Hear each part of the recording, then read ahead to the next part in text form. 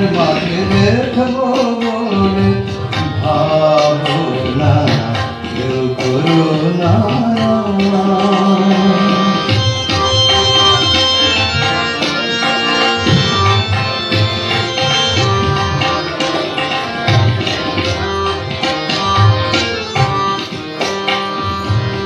মা যদি নিদয়া হতো তবে কি আর প্রসবিত মা যদি নিদয়া হতো তবে কি আর প্রসবিত পৃথিবী শুকায়ে যেত পৃথিবী শুকায়ে যেত।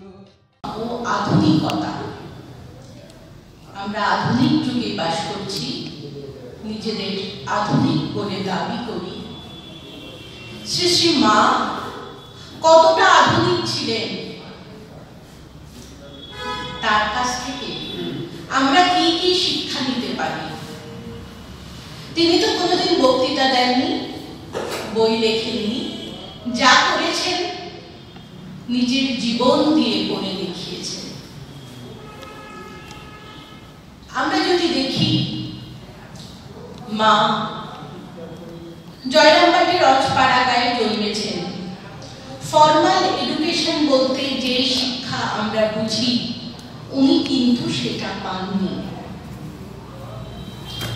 ঠাকুরের ভাইজি লক্ষ্মী দিদি নিজে পড়ে আসতেন আর ওনাকে শেখাতেন, কিন্তু হৃদয়ের বাদশাহ হৃদয়ে স্লেট পেন্সিল ছুঁড়ে ফেলে দিল, খাতা বই ছুঁড়ে ফেলে দিল, কারণ হৃদয়ে মনে করত মেয়েরা যদি লেখাপড়া শেখে তাহলে উচ্ছন্নে যাবে, নাটক নভেল পড়বে। পরবর্তীকালে ভব মুখোপাধ্যায়ের মেয়ে মাকে পড়াশোনা শেখাতে, মা আবার সেই পড়াটা শিখে রাধুদি আর মাকুদিকে শেখাতেন। একটা ব্যাপার আমরা দেখছি, মায়ের কিন্তু বিদ্যার প্রতি অনুরাগ চিরকালই ছিল। আমরা জানি স্বামী বিবেকানন্দ ভগিনী নিবেদিতাকে নিয়ে এসেছিলেন, বলেছিলেন এই যুগে, মানে রামকৃষ্ণ বিবেকানন্দের যুগে, ভারত মাতা মহীয়সী নারী তৈরি করতে পারেন। ভারত মাতা সিংহী প্রসব করতে পারেননি, তাই বিদেশ থেকে ধার করতে হলো। নিবেদিতা সিংহের মতো বিক্রম, কি তেজ, কি প্রতাপ! এমন তেজস্বী ছিলেন তিনি, সূর্যের মতো তেজ। তার বালিকা বিদ্যালয়ের ছাত্রীরা তাকে সান দিদি বলে ডাকতেন। সান মানে সূর্য। সূর্যের তেজ দেখেছেন, চোখ ঝলসে যায়।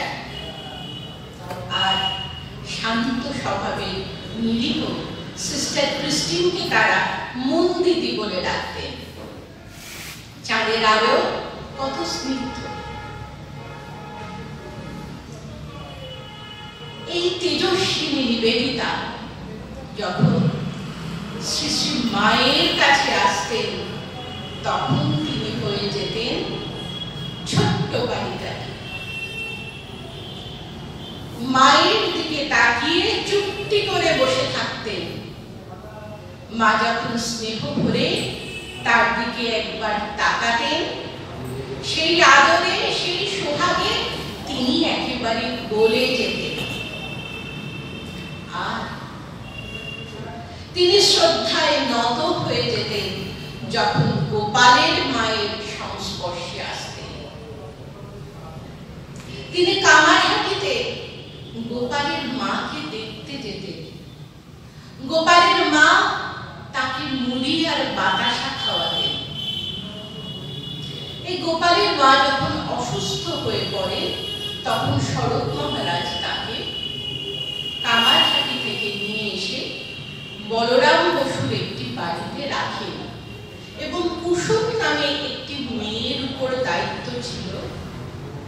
তার সেবা শুশ্রূষা।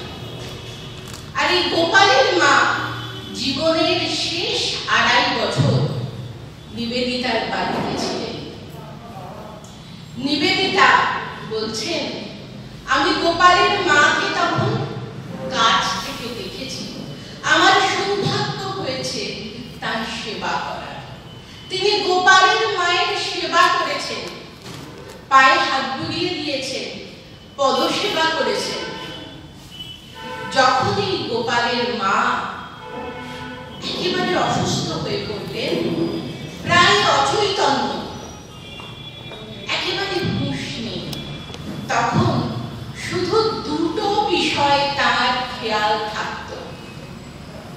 শ্রী শ্রী মা যখন তাকে দেখতে আসতেন, তিনি ঠিক টের পেতেন। তিনি বলতেন, বৌমা এসেছো, বসো। আর একটা জিনিস, সেটি হলো তার জপের মালা। গোপালের মা নিবেদিতাকে এত স্নেহ করতেন যে সেই প্রাণাধিক প্রিয় তার জপের মালা তিনি নিবেদিতাকে দিয়েছিলেন। সব সময় পরে থাকতেন নিবেদিতা সেই রুদ্রাক্ষের মালা গলায়।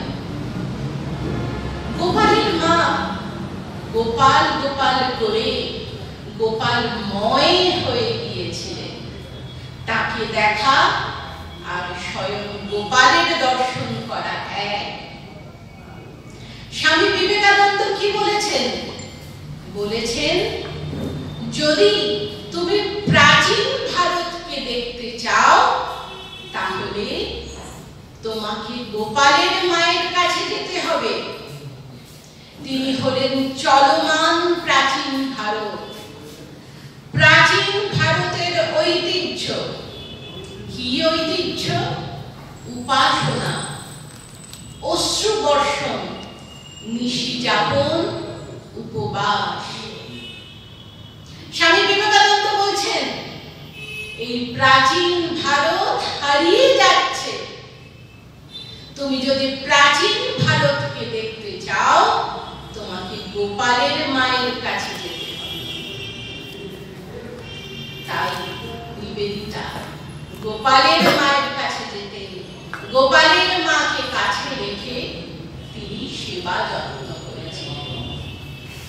স্বামীজি তো নিবেদিতাকে তাই বলেছেন, প্রাচীন ভারতের ঐতিহ্য। তিনি বলতেন, মূর্খ ভারতবাসী, চণ্ডাল ভারতবাসী, দরিদ্র ভারতবাসী আমার ভাই। ভারতবর্ষে তখন হয়তো ধন ঐশ্বর্য ছিল না, কিন্তু আমাদের ঐশ্বর্য কি?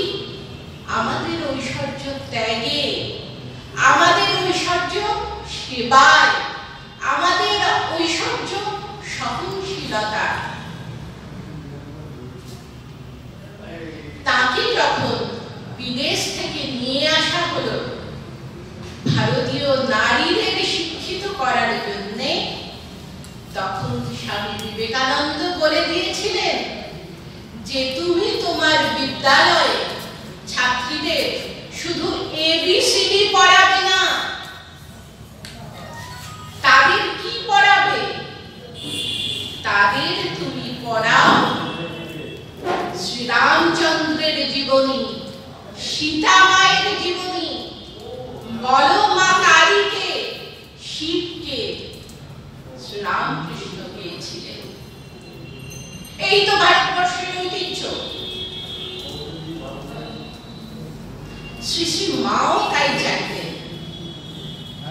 পড়াশোনা মানে ডিগ্রি পাওয়া শুধু, adding alphabets to your name, তা তো নয়।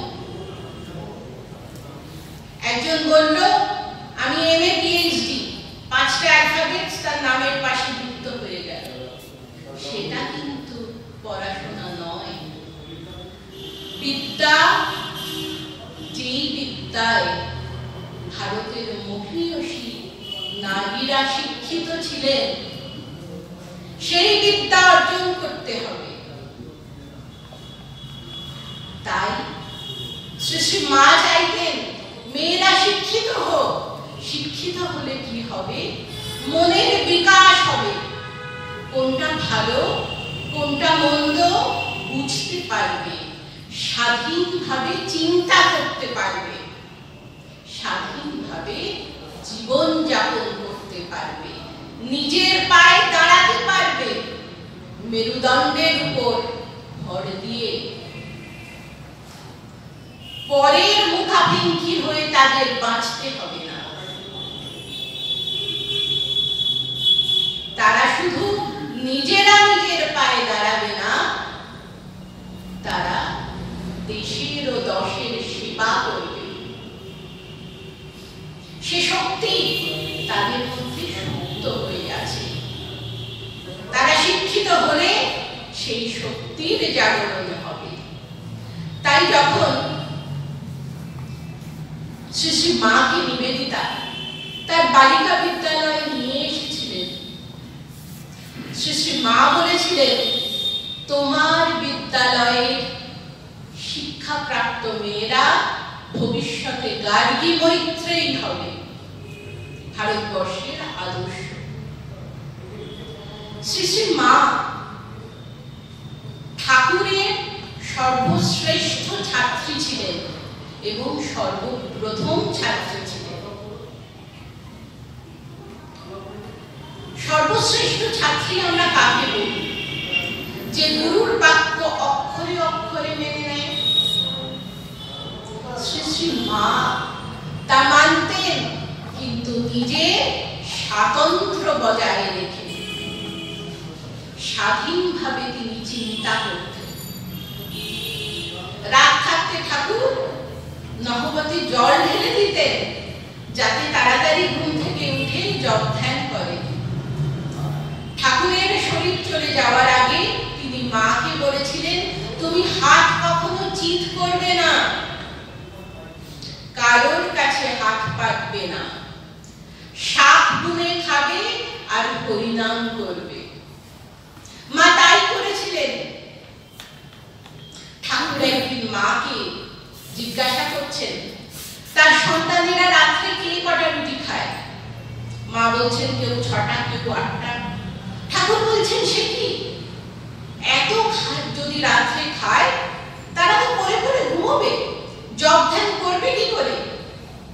সঙ্গে সঙ্গে মা প্রতিবাদ করছেন, বলছেন, আমি মা, আমি জানি কার পেটে কি সয়। মুখ বুঝে মেনে নিচ্ছেন না, যেখানে ফোঁস করার ফোঁস করছেন। স্বাধীনভাবে চিন্তা করার মানসিকতা। ঠাকুর সবার ছোঁয়া খেতে পারতেন না, কিন্তু একটি অসৎ মেয়ে যখন ঠাকুরের খাবার থালাটি চাইল, মা দিয়ে দিলেন। ঠাকুর অসন্তুষ্ট হয়েছেন, বলেছেন, কেন এমন করেছো, বলো আর কখনো করবে না। মা সঙ্গে সঙ্গে প্রতিবাদ করছেন, আমি পার্বণী গো ঠাকুর, মা বলে আমায় কিছু চাইলে আমি না বলতে পারবো না। সবার উপরে মাতৃত্ব সত্য, তার উপর নাই। যেখানে ফোঁস করার ফোঁস করছেন, নিজের মতামত প্রকাশ করছেন। স্বাধীন চেতা।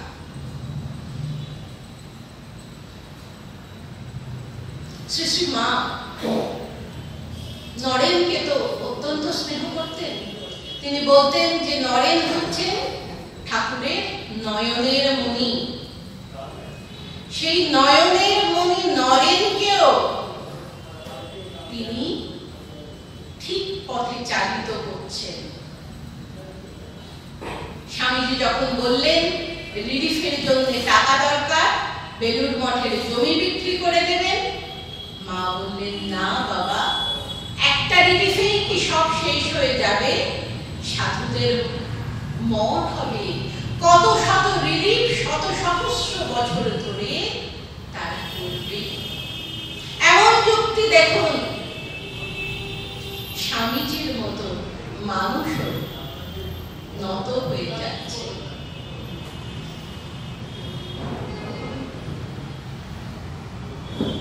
যখন বেলুর মঠে দুর্গাপুজোর সময় স্বামীজি বলছেন, শাস্ত্র মতে পশু বলি হবে।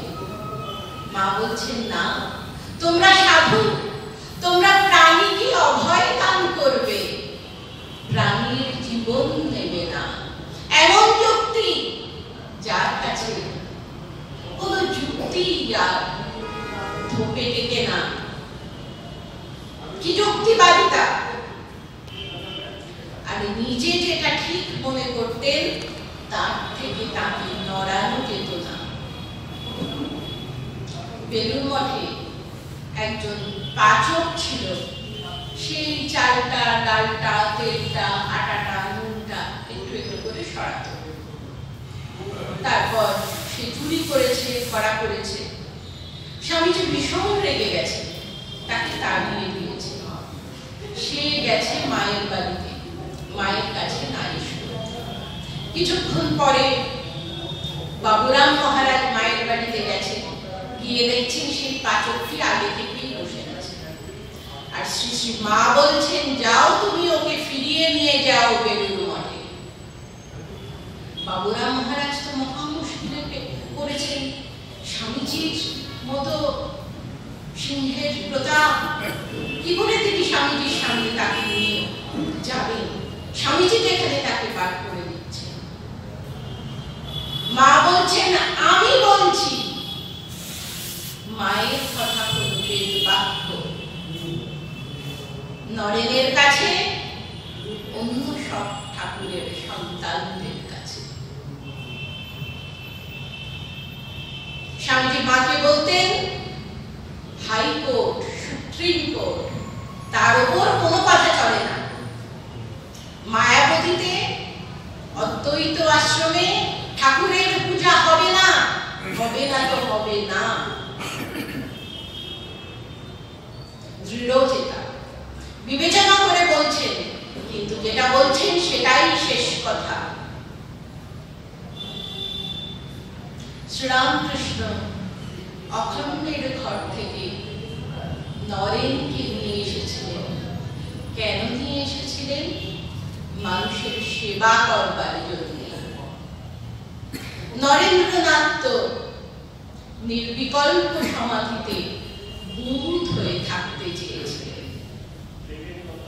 ঠাকুর বলেছিলেন, ছি নরেন, তোর এত বড় আধার, এত নিচু নজর করিস না। তুই শুধু নিজের মুক্তির কথা ভাবছিস। তুই কি না সারা পৃথিবীর লোকের সেবা করবি? আত্মনমোক্ষার্থ জগদ্ধিতায়। নিজের মুক্তি কিভাবে? জগখানি ডুবে থেকে নয়, জীবের সেবা করে। নরেন্দ্রনাথ কারি ঘরে যেতেন না। রাখাল মহারাজ ব্রাহ্ম সমাজেও যেতেন, কারি ঘরে যেতেন। তাই খুব রাগ করতেন নরেন। ঠাকুর বললেন, এই তুই ওর ভাব নষ্ট করবি না। তিনি মা কালীকে বললেন, মা, শেষে নরেন কি সুপ্ত সন্ন্যাসী হবে? ব্রহ্মজ্ঞানী সাধু হবে? বলবে ব্রহ্ম সত্য, জগৎ মিথ্যা? সে কেন জীবন ধারণ করেছে? মানুষের সেবা করবার জন্য। মা কালীকে বললেন, মা, তুই নরেনের মধ্যে ভক্তি ভাব ঢোকা, ভক্তি ভাবের জাগরণ কর, তবেই তো সে লোকের দুঃখে কাঁদবে, মানুষের কথা ভাববে, সারা জগতের সেবা করবে।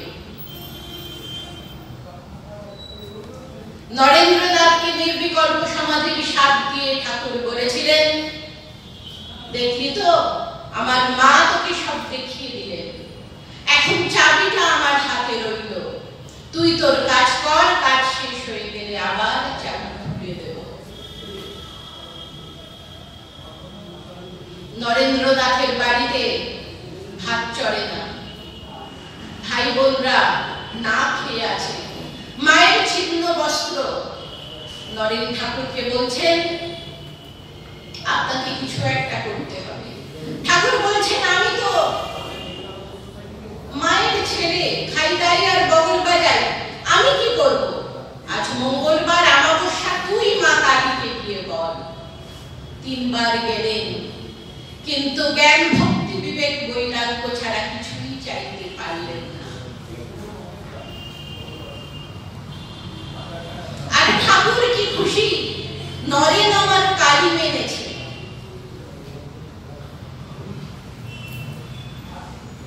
স্বামীজি জীবনের শেষে একদিন নিবেদিতাকে বলছেন, মার্গট, আমি আর সেই কালো মেয়েকে দেখতে পাই না, সে বেটি আমার হাত ছেড়ে দিয়েছে। স্বামীজির শরীর চলে যাবে। নিবেদিতা ভীত হলেন, কেন স্বামীজি এমন কথা বলছিল? স্বামীজি বলেছিলেন, আমি আমার শরীরটাকে জীর্ণ বস্ত্রের মতো ছুঁড়ে ফেলে দিয়ে চলে যাব, কিন্তু আমার কাজ থামবে না। My work will not cease. যতদিন না পর্যন্ত প্রতিটা মানুষ উপলব্ধি করতে পারে, প্রতিটা জীব উপলব্ধি করতে পারে তিনি ব্রহ্ম, সারা পৃথিবী ব্রহ্মময়। ঠাকুরের নানা ভাব, নানা রূপ, অনন্ত ভাব, অনন্ত রূপ, সবাই ঠাকুরকে বুঝতে পারতেন না। যখন বেলুড় মঠ, বেলুড় মঠের শুরুর দিকের কথা, নরেন্দ্রনাথ কিছু সন্ন্যাসী আর ব্রহ্মচারীকে বেদান্তের ক্লাস করছেন। 6টা বেজেছে, বাবুরাম মহারাজ এসে বলছেন, আর কোনো ক্লাস নয়, আরতির সময় হয়ে গেছে, সবাই চলো। স্বামীজি ভীষণ রেগে গেলেন, বললেন, তুই কি মনে করিস ঠাকুরের সামনে ওই সলতে নাচানো, এটাতেই কি ঠাকুরকে সন্তুষ্ট করা যায়? আমি যেটা করছি সেটা কি পুজো নয়? নরেন্দ্রনাথকে তার গুরু ভাইরাও অনেক সময় বুঝতে পারেননি। তারা বলতেন, এই যে তুমি বক্তৃতা দিয়ে বেড়াচ্ছ, দেশে বিদেশে যাচ্ছ, বিদেশিরা আসছে, বিদেশিনীরা আসছে, তাদের সঙ্গে মেলামেশা করছো, এই কি ঠাকুরের ভাব? এই কি ঠাকুর চেয়েছিলেন? নরেন্দ্রনাথ বলেছেন, দেখ, আমাকে জ্ঞান দিতে আসবি না। ঠাকুরের অনন্ত ভাবে কি বুঝিস তোরা? ঠাকুর তোদেরও গুরু, আমারও গুরু। আমার গুরু আমাকে যা বলেছে আমি তাই করব, তোদের যা বলেছেন তোরা তাই কর। এমনকি মাস্টার মশাই পর্যন্ত এই যে হাসপাতাল হচ্ছে, বিদ্যালয় হচ্ছে, ভাবতেন এগুলো কি ঠাকুরের ভাব? কিন্তু শ্রী শ্রী মা তিনি বুঝতেন। তিনি কাশীর সেবাশ্রমে গিয়ে বললেন, এসব ঠাকুরের ভাব, ঠাকুরের কাজ ঠাকুর নরেনকে দিয়ে করাচ্ছে। 10টা টাকা দিলেন স্বীকৃতি স্বরূপ, সে টাকা এখনো আছে অদ্বৈত আশ্রমে, মায়ের আশীর্বাদ। শ্রী শ্রী মায়ের এমন যুক্তি নিষ্ঠা ছিল, তিনি দেশাচার মানতেন, ঠাকুর তো মানতেনি। মনে আছে দক্ষিণেশ্বর থেকে জয়রামবাটি গেছেন মা, বললেন যে তুমি শুভক্ষণে রওনা হওনি, যাত্রা বদল করে এসো। ফিরিয়ে দিলেন আবার জয়রামবাটি। তা দেশাচার ঠাকুর মেনেছেন, শ্রী শ্রী মাও মেনেছেন। কিন্তু শ্রী শ্রী মা বলতেন যে অহেতুক কঠোরতা করা ঠাকুর পছন্দ করতেন না। তিনি ছিলেন রক্ষণশীল পরিবারের রমণী, ব্রাহ্মণের বিধবা। তখনকার দিনে বিধবাদের ওপর সমাজ বিভিন্নভাবে তাদের নির্যাতন করতেন। তারা কোনো সামাজিক অনুষ্ঠানে যেতে পারবে না, মাঙ্গলিক অনুষ্ঠানে যেতে পারবে না, নিরামিষ খেতে হবে, বেশিরভাগ দিন একাদশী, বিভিন্ন উপবাস। তিনি এত উদার মনের ছিলেন শ্রী শ্রী মা।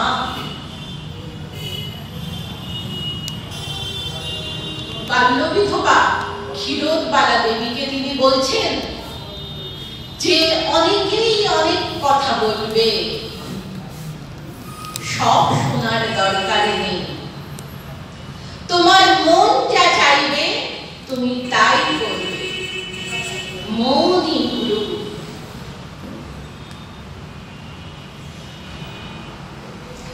মনেই বদ্ধ, মনেই মুক্ত। আসল হলো হৃদয়ের কথা শুনবে। স্বামীজি বলছেন মস্তিষ্ক আর হৃদয়ের মধ্যে যখন বিরোধ বাঁধবে তুমি হৃদয়ের কথা শুনবে। ঠাকুর বলছেন ভক্তের হৃদয়ে ভগবানের বৈঠকখানা, বলছেন না ভক্তের মস্তিষ্কে। ভক্তকে, যার ভক্তি ভাব আছে সেই ভক্ত। মা বলছেন অহেতুক কঠোরতা করবে না, বলছেন ভাবই আসল, যার যা ভাব তার তা লাভ।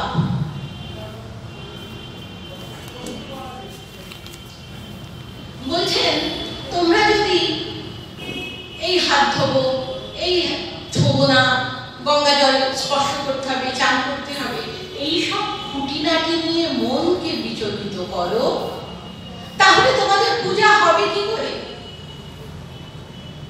মন যদি স্থির থাকে, মন হচ্ছে আয়না, সেই আয়নায় কার প্রতিচ্ছবি আমরা দেখব? ঈশ্বরের। আর আপনি যদি একটা আয়না আপনার মুখের সামনে ধরে তাকে নাড়ান, এদিক ওদিক করেন, তাহলে প্রতিচ্ছবিটা কি ঠিক মতো করবে? করবে না। তাই তোমরা আচার বিচার নিয়ে মনকে বিচলিত করো না, উদ্দেশ্য ভুলে যেও না। রবীন্দ্রনাথ বলেছেন তোমার পূজার ছলে তোমায় ভুলে থাকি, সেটা যেন না হয়। আচার বিচারে যেন সময় না কাটে। আর খাওয়া দাওয়া নিয়েও তিনি একেবারে কঠোরতা করতেন না। তিনি জয়রামবাটিতে নিজে মাংস রান্না করে সেই প্রসাদ দিয়েছেন। তিনি কোয়ালপাড়ায় ভীষণ ম্যালেরিয়া হতো, তাই তিনি শনি মঙ্গলবার ঠিক করেছিলেন মাছ হবে কোয়ালপাড়া আশ্রমে, আর ঠাকুরের ভোগে 3টে করে সবজি হবে, যাতে পুষ্টি পায়। আর একটা জিনিস তিনি একেবারে পছন্দ করতেন না, সেটা হলো সূচিবাই। বলতেন যত সূচিবাই করবে তত বাড়বে। নলিনী দিদি বলছেন যে আমি আগে আমার গায়ে যদি কাক নোংরা করে দিত আমি চান করতে যেতাম, আর এখন আমার এমন হয়েছে আমি শুকনো বিষ্ঠা পর্যন্ত পার দিয়ে যেতে পারি। মা বলছেন একজন বাল্য বিধবাকে, সে নিরব্দ উপবাস করতে চায়, বলছেন মা যদি কঠোরতা করে তোমার শরীরটাই খারাপ হয়, তাহলে কায় মনোবাক্যে তাকে ডাকবে কি করে? মনের সঙ্গে কায় আর শরীর, আমরা যে পুষ্পাঞ্জলি দিই মনটাকে দিই, মন বিচলিত করলে চলবে না, শরীর ভেঙে গেলে চলবে না। তবেই তাকে কায় মনোবাক্যে পুজো করা সম্ভব হবে। মা আবেগ তাড়িত ছিলেন না। আশুতোষ মিত্রের স্মৃতিচারণায় আমরা পাই তার মধ্যে এমন একটা যুক্তিবাদী মন ছিল। আশুতোষ মিত্র মাকে জিজ্ঞাসা করছেন, মা, শুনেছি নাকি একজন ভক্তকে আপনি আসতে বারণ করে দিয়েছেন। বলছেন হ্যাঁ, সে আমার কাছে প্রণাম করতে এসেছিল আমাকে, তারপর সে একটা ছোরা বার করে নিজের গলায় ঠেকিয়েছিল। তখন আশুতোষ মিত্র বলছেন, আশুতোষ মিত্র ছিলেন ত্রিগুণাতীতানন্দজির ভাই। তিনি বলছেন যে মা, ওর তো আধ্যাত্মিক জীবন শান্তির ছিল না, জপ ধ্যানে মন নেই, অশান্ত মন, তাই আপনার দেওয়া প্রাণটি আপনার পায়ে নিবেদন করতে চেয়েছিল। মা রেগে গিয়ে বলছেন, রাখো তোমার ওসব কথা, আমাকে কি কালীঘাটের কালী পেয়েছে যে বলি না হলে আমি সন্তুষ্ট হব না? আমি তাকে বারণ করে দিয়েছি, সে আর আমার কাছে আসবে না। দেখুন, আবেগতাড়িত কিন্তু নয়, একেবারে যুক্তিবাদী মন। আর কোনো কিছুকে তিনি ভয় পেতেন না। নির্ভীক হওয়া, এটাও তো আধুনিকতা। আমরা এখন কি করি? ক্যারাটে শিখি আত্মরক্ষার জন্য। এখন মডার্ন যুগে এইসব তো হচ্ছে। মা তো এইসব জানতেন না। কিন্তু তেলোফলোর মাঠ, যারা আপনারা তেলোফলোর মাঠে গিয়েছেন, আমি গিয়েছি তেলোফলোর মাঠে দুপুরবেলা 2:30টার সময়, তখন আমার গা ছমছম করছে। আর অত বছর আগে শ্রী শ্রী মা গিয়েছেন, ডাকাতদের দেখে ভয় পাননি, তার বুদ্ধিমত্তা দিয়ে ডাকাতদের কনভিন্স করেছেন, আমি তোমাদের মেয়ে বাবা, তোমাদের জামাই দক্ষিণেশ্বরে থাকে, আমি পথ হারিয়ে ফেলেছি, তোমরা আমাকে তোমাদের জামাইয়ের কাছে পৌঁছে দাও। ভয় পাননি। গৌরীমা একদিন ছেলের মতো পোশাক পরে সেজে মায়ের বাড়ি গিয়েছে। সবাই তো দেখে মায়ের বাড়ির যারা মহিলা মন্ডলী ভয় পেয়ে যাচ্ছে, এই কি বেটা ছেলেটা হঠাৎ এলো, কি মতলবে কে জানে। আর শ্রী শ্রী মা কেউ বেরোতে সাহস পাচ্ছে না। শ্রী শ্রী মা একা গিয়ে দরজা খুলে এই ফেরে বলে চেঁচিয়ে উঠলেন। কখনো ভয় পেতেন না।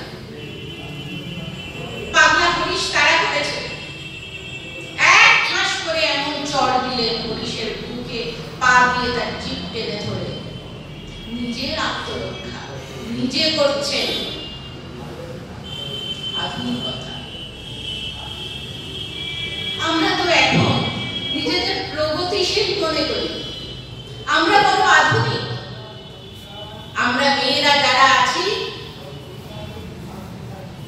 আমরা নিজেদের শিক্ষিত, প্রগতিশীল, আধুনিক মনে করি।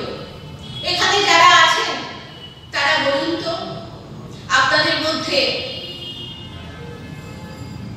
স্ত্রী যারা আছেন, পুরুষ যারা আছেন, কোন মহিলা যদি বিপদে পড়ে আশ্রয় চান আপনার বাড়িতে, সেই মেয়েটি যদি বারবণিকা হন, কতজন মানুষ পারবেন তাকে আশ্রয় দিতে? শ্রী শ্রী মা সেই যুগে তা করেছিলেন।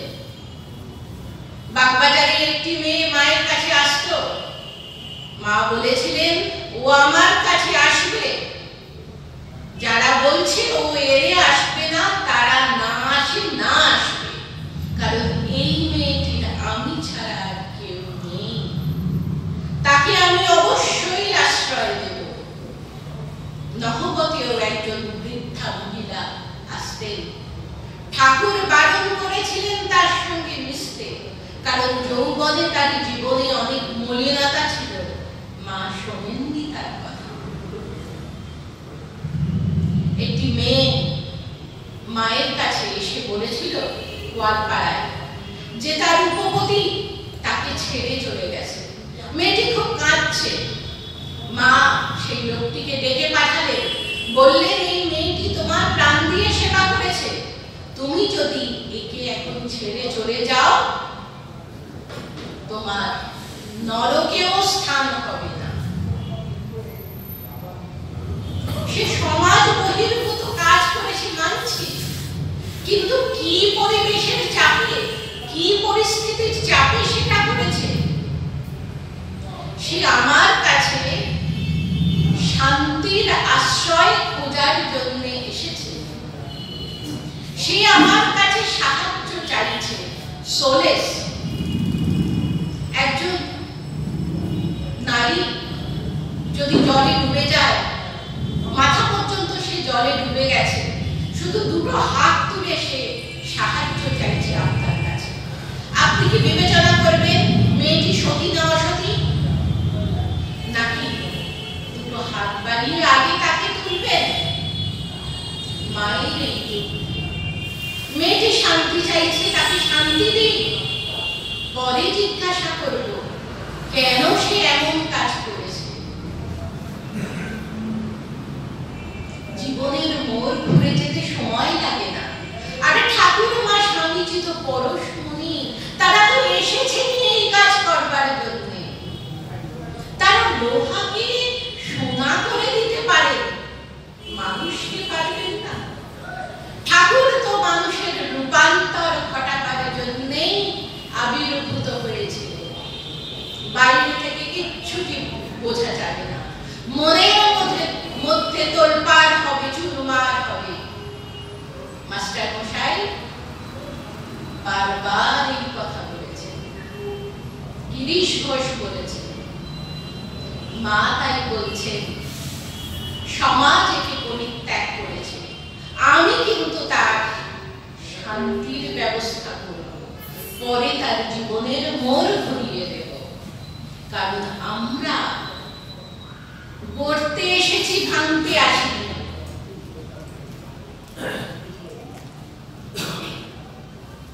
সব থেকে বড় কাজ যেটা শ্রী মা করতেন, সেটা হলো সমাজ সংস্কারের কাজ। তার যে সমাজ চেতনা, এটা ভাবলে অবাক হতে হয়। নলিনী দিদি বলছেন 36 জাতের এরকম। মা বলছেন 36 কোথা শব্দ আমার। আর কি করে বলছেন? ঠাকুর বলছেন ও তো দেশে নয়, ও আমার শক্তি। তিনি জগৎ প্রসবিনী শক্তি।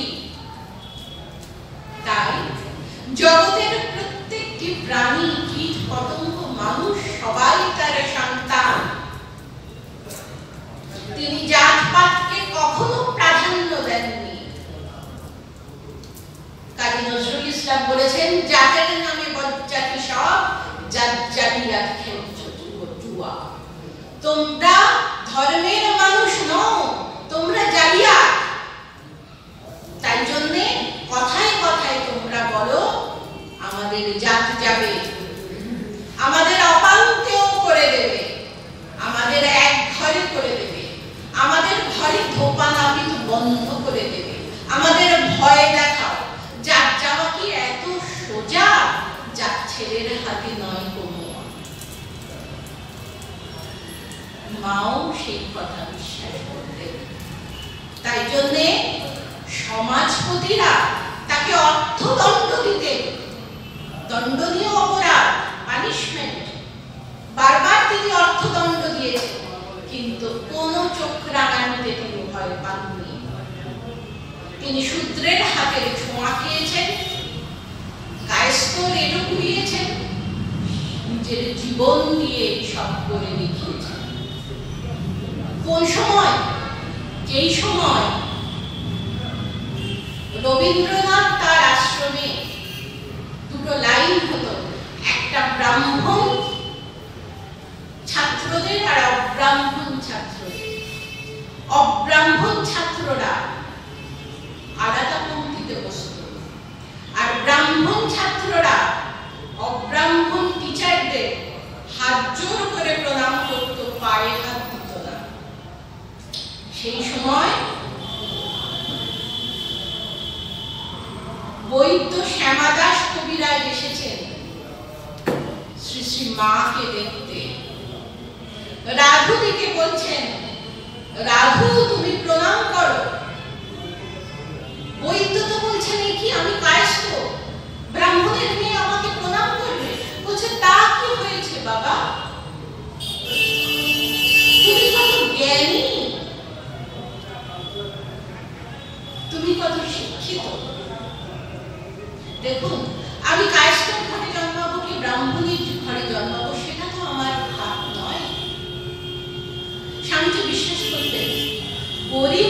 জন্মানোটা অপরাধ নয়, কিন্তু গরিব হয়ে মৃত্যুবরণ করাটা অপরাধ। কেন? একটা জীবন তুমি পেয়েছো, তোমার বুদ্ধি নেই, তোমার আত্মবল নেই, তোমার সাহস নেই, তুমি সেই অবস্থাটাকে অতিক্রান্ত করতে পারলে না।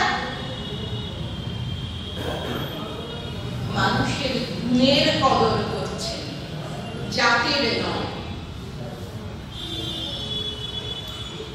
তখনকার অবস্থা আমরা জানি যে ভারতীয় নবজাগরণের অন্যতম নায়ক বাল গঙ্গাধর তিলক, তিনি একটি খ্রিস্টান মিশনারিস্টদের অনুষ্ঠানে গিয়েছিলেন এবং তিনি চা পান করেছিলেন বলে তিনি পরে প্রায়শ্চিত্ত করেন। আমরা রেনেসা বলি, নবজাগরণ। শ্রী শ্রী মায়ের থেকে বড় রেনেসা নবজাগরণের কথা কে ভেবেছেন?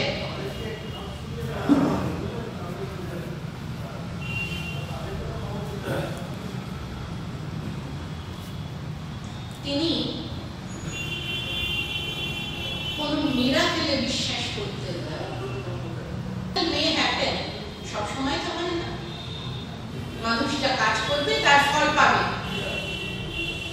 অলৌকিক ঘটনা কখনো কখনো ঘটে, রোজ ঘটে না। ঠাকুর একেবারে সিদ্ধাই পছন্দ করতেন না, কিন্তু তিনি ইচ্ছা করলে তো কত কিছু করতে পারতেন। যেমন আপনারা জানেন, সেজ বাবু মানে মধুর বাবু, তার দ্বিতীয় স্ত্রী জগদম্বা খুব অসুস্থ। মধুর বাবু শ্রীরামকৃষ্ণের কাছে এসেছেন, এসে একেবারে ভেঙে পড়েছে। কারণ রানী রাসমণির যে তৃতীয় কন্যা করুণা, তার প্রথম স্ত্রী তো মারা গিয়েছিলেন, দ্বিতীয় স্ত্রী একদম মৃত্যু মুখে পতিত বলতে পারে। তিনি ভেঙে পড়েছেন ঠাকুরের কাছে, কি হবে? ঠাকুর তাকে বলেছিলেন, সব ঠিক হয়ে যাবে, তুমি যাও। ধীরে ধীরে অদ্ভুত ভাবে জগদম্বা সুস্থ হয়ে গেলেন, আর ঠাকুর ভারী রোগে পড়লেন। ৩-৪ মাস সময় লেগেছিল সেই রোগ থেকে মুক্তি পেতে।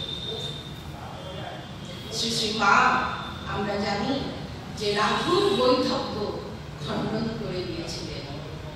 তিনি অনেক সন্তানের গ্রহদোষ খণ্ডন করতেন, কিন্তু এই মিরাকল নিয়ে বেশি প্রচার কখনো পছন্দ করতেন না। একটি ছাত্র দেখছে মায়ের বাড়ি থেকে কালীঘাট পর্যন্ত একটা লাল রঙের জ্যোতি। সে অবাক বিস্ময়ে মায়ের বাড়ি থেকে এসে জানতে পেরেছিল যে সেদিন শ্রী শ্রী মা কালীঘাটে গিয়েছিলেন। মাকে যখন সেই ছাত্রটি কথা বলে, মা বলেছিলেন, দেখো তুমি ছাত্র, তুমি এইসব নিয়ে বেশি মাতামাতি করো না, দেখলেই বা তোমার এখন কি করা দরকার, তোমার বিদ্যায় অনুরাগ থাকা দরকার, আর মন যাতে শুদ্ধ থাকে, চিত্ত শুদ্ধির দিকে মন দাও। ওইসব অলৌকিক ব্যাপার নিয়ে মাথা ঘামিও না। চিত্ত শুদ্ধি কি করে হবে? জপ করলে। মা বারবার জপের কথা বলেছেন, জপাত সিদ্ধি। জপ করলে শরীরের মনের ময়লা দূর হয়, শরীরটা পাকা শরীর হয়, কনসেন্ট্রেশন বাড়ে। বলছেন এই সব দিকে মন দেওয়া উচিত। আর কি উচিত? সবসময় ঠাকুরের স্মরণ। তিনি গুরুগিরি একেবারে ঠাকুরের মতো পছন্দ করতেন না। ঠাকুর কি বলেছেন? ঠাকুর বলেছেন গুরুগিরি বেশ্যাগিরির সমান। এমনও বলেছেন, বারবার হ্যামারিং করছেন। আসলে আমরা এখন আবেগবিহীন একটা যান্ত্রিক সমাজে, যান্ত্রিক জীবনযাত্রায় বাস করছি।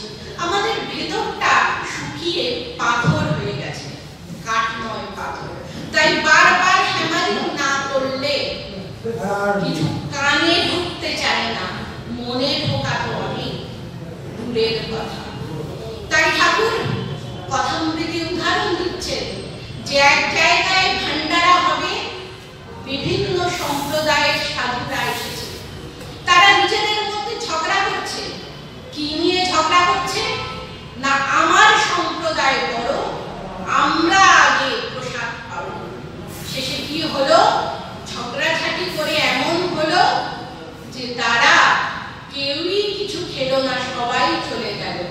তখন বেশ্যারা এসে সেই খাবার খেলো। ঠাকুর এই কথা বলেছেন, গুরুরা সাধারণ মানুষদের, সরল মানুষদের সরলতার সুযোগ নিয়ে শোষণ করছে। একটি মেয়ে মাকে বলছে, মা আপনি আমায় দীক্ষা দিয়েছেন শুনে আমার কুলগুরু ভীষণ রেগে গিয়ে আমাকে অভিশাপ দিয়েছে। মা তো নিজের কথা কখনো বলতেন না, বলতেন ঠাকুর তোমার সহায়, ব্রহ্ম সাপও তোমার লাগবে না। তিনি নিজেকে কখনো গুরু বলতেন না। হরিপ্রেমানন্দজিকে তিনি দীক্ষা দিয়েছেন, দীক্ষা দিয়ে বলছেন, বাবা আমি তোমার মা, ঠাকুর তোমার গুরু, ঠাকুর তোমার ইষ্ট। হরিপ্রেমানন্দজি মানবেন না, বলছেন ঠাকুর আমার ইষ্ট, আপনি আমার গুরু, আপনি আমায় দীক্ষা দিয়েছেন, আর আমার মা সে তো আমার বাড়িতে আছে।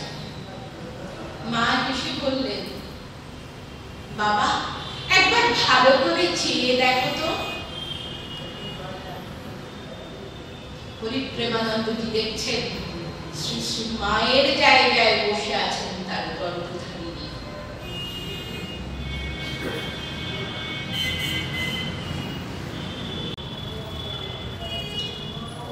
আমরা এখন নারী মুক্তির নামে সোচ্চার হই, উইমেন্স লিবারেশন, উইমেন্স লিব।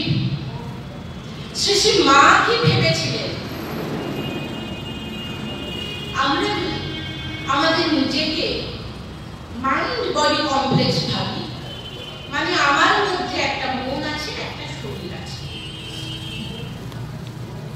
হিউম্যান বিং বা মানুষ হচ্ছেন পার্টিক্যাল অ্যানিমাল। হিউম্যান বিং তো অবশ্যই একটা animal, social animal, particle animal, মানে মেরুদণ্ড সোজা করে যে দাঁড়াতে পারে, অন্য কোনো পশু তা পারে না। আমরা মেরুদণ্ড সোজা করে দাঁড়াতে পারি, আমাদের উচ্চতা আছে কত? 6 ফুট, ম্যাক্সিমাম 7 ফুট, তার বেশি উঁচু আমাদের দেহটা হয় না। কিন্তু মন কি করতে পারে? মন এক লাফে মনুমেন্টের চূড়ায় গিয়ে বসতে পারে। যখন আমরা মনটা মনুমেন্টের চূড়ায় গিয়ে বসবে, যেমন ঠাকুরের হতো, তখন আমি দেখব জগৎটা, এই স্বাধীন জগৎ কত ছোট, সব আবার পায়ের তলায় পড়ে আছে। আজ বারবার কাজী নজরুল ইসলামকে স্মরণ করতে ইচ্ছা করছে। এই অবস্থাটিকেই কাজী নজরুল ইসলাম তার গানে বলেছেন, খেলিছ এ বিশ্ব লয়ে বিরাট শিশু আনমনে। বিরাট আমাদের মনটা হতে পারে, শরীরের তো একটা সার্টেন রেঞ্জের পরে আর ইভলিউশন হবে না, আর উঠবে না। এই মনটা শ্রী শ্রী মা কি চেয়েছিলেন? নারীরা এই মনটা প্রাপ্ত হোক, তারা লেখাপড়া শিখুক, তাদের মানসিক বিকাশ হোক, তাদের মধ্যে আধ্যাত্মিকতা আসুক, ট্রুলি আধ্যাত্মিকতা যেটাকে বলে সেটা আসুক। তিনি যখন গৌরী মায়ের আশ্রমে, শারদেশ্বরী আশ্রমে গিয়েছেন, বলেছেন, গৌরদাসী তুমি তোমার মেয়েদের বলে দিও তারা থোর বড়ি খাড়া আর খাড়া বড়ি থোর করবার জন্য জন্মায়নি।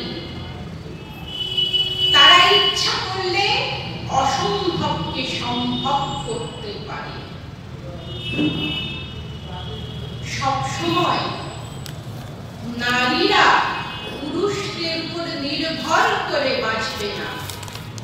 তারা পড়াশোনা শিখবে, তারা স্বাধীনভাবে চিন্তা করবে, উপার্জন করবে, নিজের পায়ে দাঁড়াবে এবং শুধু নিজেকে না, জগতের উপকার তারা করবে। নিজে ভালো থাকবে, পরকে ভালো রাখবে। সেই জন্য সরলা দিদি, সুধীরা দিদি যদি কোনোদিন সুযোগ পায় একটা ক্লাসে শুধু তাদের নিয়ে বলবে। তারা ছিলেন মায়ের আদর্শ।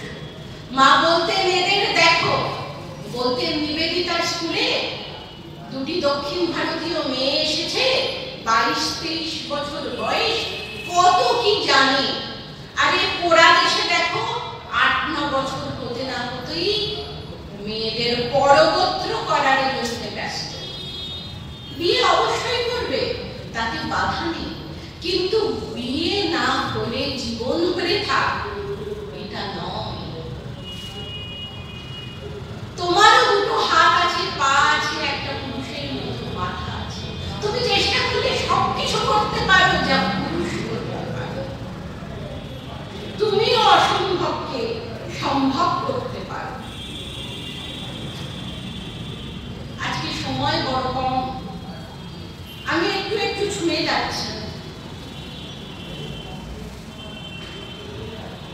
মায়ের স্বাধীনতার প্রতি ভীষণ আগ্রহ ছিল। তিনি চাইতেন এদেশে স্বাধীনতা আসুক এবং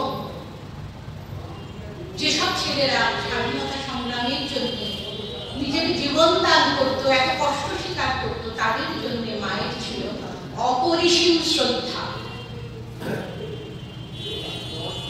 তিনি তাদের আশ্রয় দিতেন। তাই ব্রিটিশ পুলিশ সব সময় জয়রামবাটিতে মায়ের বাড়ির উপরে নজর রাখত, কিন্তু মায়ের কোনো ভ্রুক্ষেপ নেই।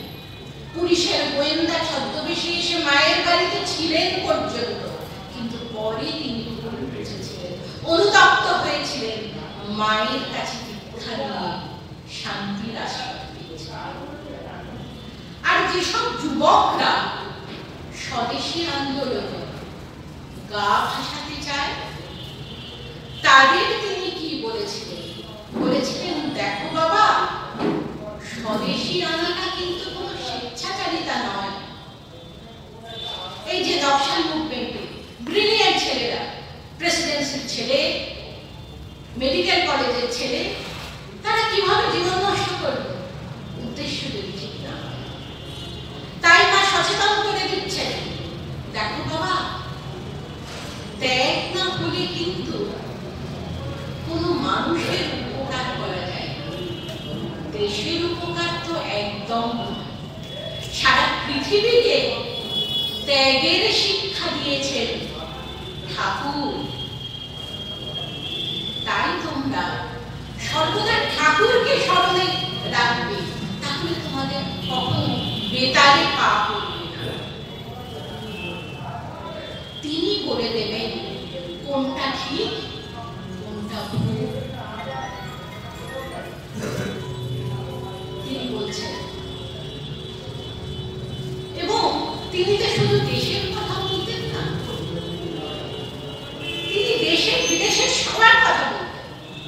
একজন ইংরেজের নামে একজন সমালোচনা করছে, তিনি বললেন, মনে রাখবে ও আমার ছেলে। তিনি বলেছেন, যখন কোনো জায়গা দিয়ে যাবে, কোনো রাস্তা দিয়ে যাবে, তার সামনে পেছনে আশেপাশে কি হচ্ছে সেটার দিকে দৃষ্টি রাখবে, নজর রাখবে।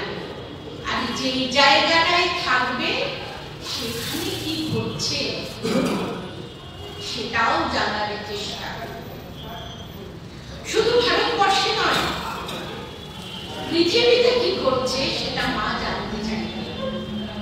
তাই প্রথম বিশ্বযুদ্ধের পর যখন শান্তি প্রস্তাব নিয়ে আসা হলো,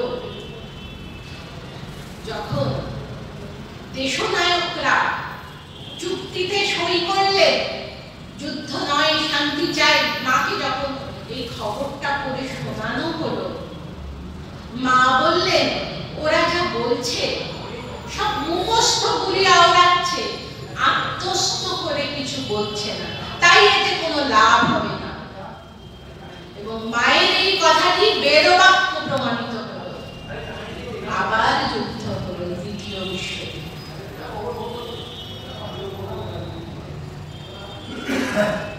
মা শুধু জয়রামবাটির মা নয়, মা শুধু কলকাতার মা নয়, মা সারা পৃথিবীর।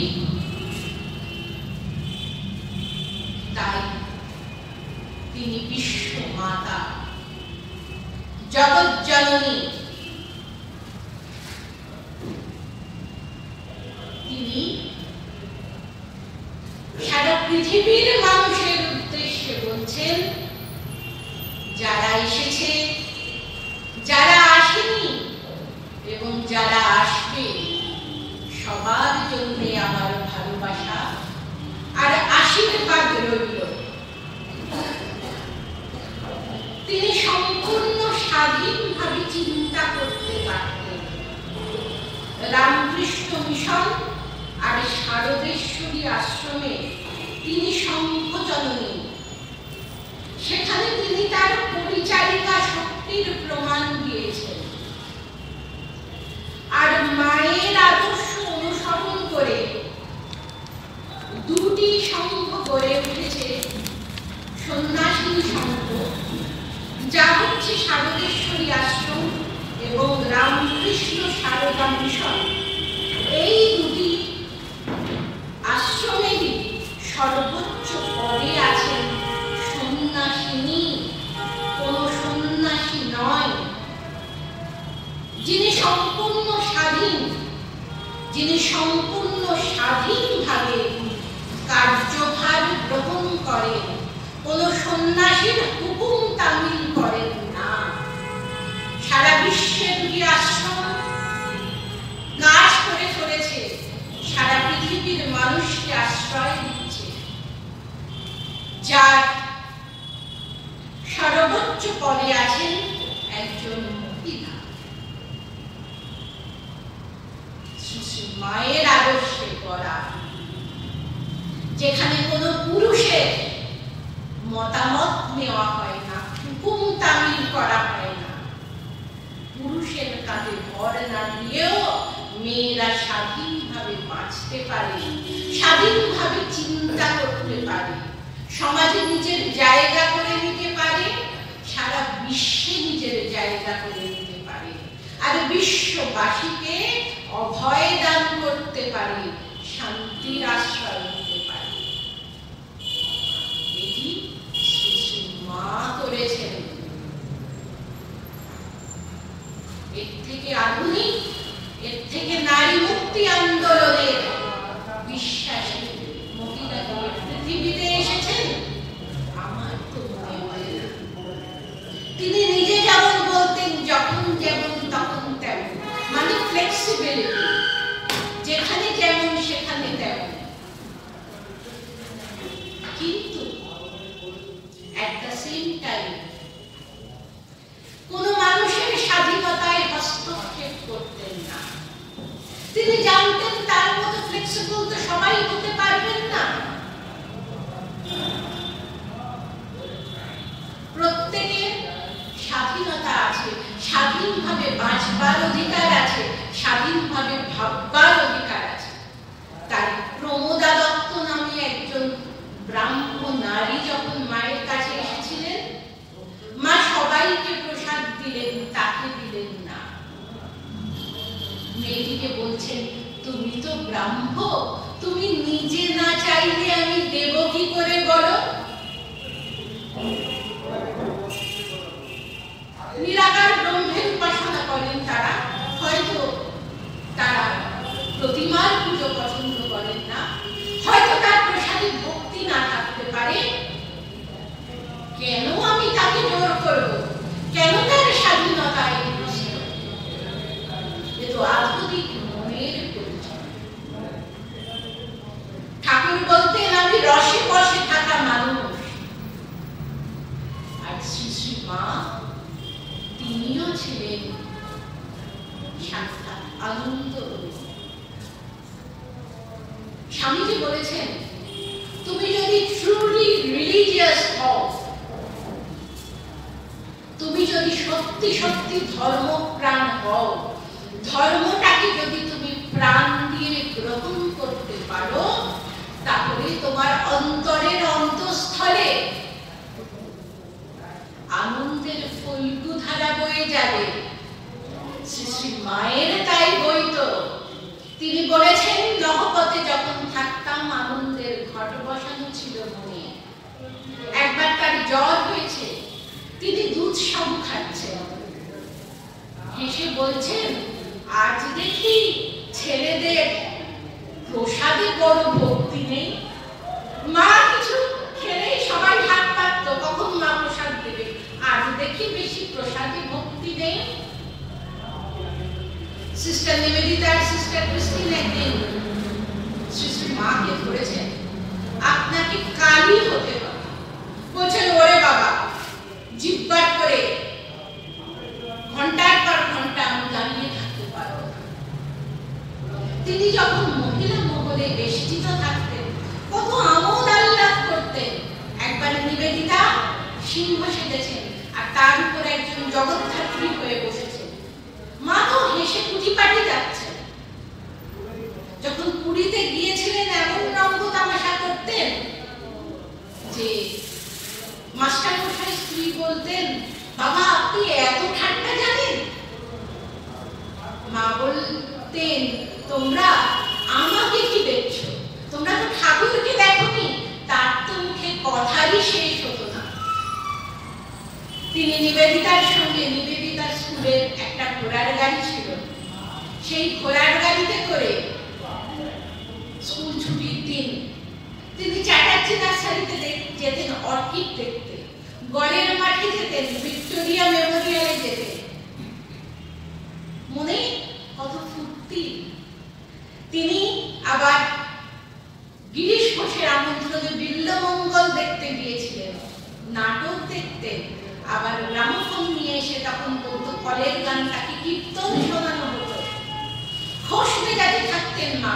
কোঠারে গেছেন সরস্বতী পুজোর দিন, দুটি ছেলে যাত্রা করছে উড়িয়া ভাষায়।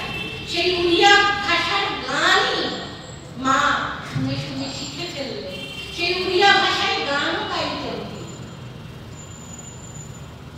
আনন্দের ফল্গুধারা শ্রী শ্রী মা। আর কয়েকদিন পরেই এই পরমা প্রকৃতি শ্রীরামকৃষ্ণের শক্তি, আমাদের একান্ত আপনার মা সারদা দেবীর পবিত্র আবির্ভাব তিথি। আমরা করজোড়ে প্রার্থনা করব, তিনি যেন আমাদের মনে জ্ঞানের দিক প্রজ্বলিত করেন। মাস্টার মশাই বলতেন, ঠাকুরের কাছে আসার আগে মনে ভাবতাম, যে যত বই পড়েছে সে তত জ্ঞানী। ঠাকুরের পূর্ণ সান্নিধ্যে এসে জানতে পারলাম, ঈশ্বরকে জানার নামই জ্ঞান। মা সেই চেতনার দিক, সেই জ্ঞানের দিক প্রজ্বলিত করে আমাদের মনের অন্ধকার দূর করুন। আপনারা সবাই ভালো থাকবেন। আমার সঙ্গে আবার দেখা হবে নতুন বছরে। সবাইকে জানাই নতুন বছরের শুভেচ্ছা, অভিনন্দন, প্রণাম।